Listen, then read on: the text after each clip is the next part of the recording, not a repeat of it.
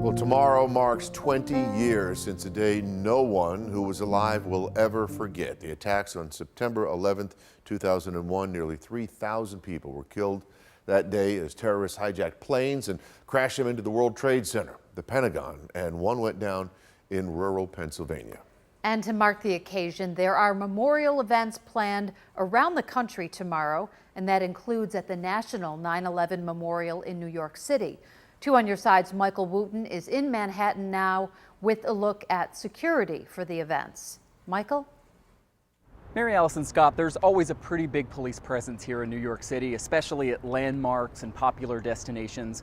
But there is stepped up security in this city right now ahead of tomorrow, marking 20 years since 9/11.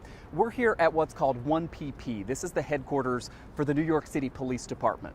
Governor Kathy Hochul was here earlier today. And to be clear, she said there is no specific threat against the city, but there are more officers out there carrying long guns, more with canines. The governor was joined by city leaders as well as the U.S. Homeland Security Secretary.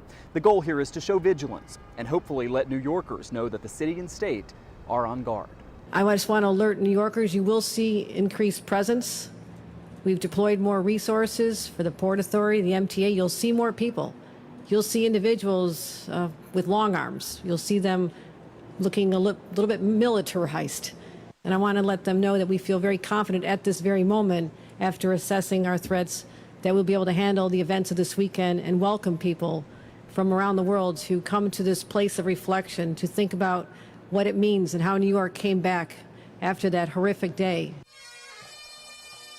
Ahead of tomorrow's ceremonies, there was a big crowd near the 9/11 Memorial today, complete with bagpipes and the NYPD's color guard.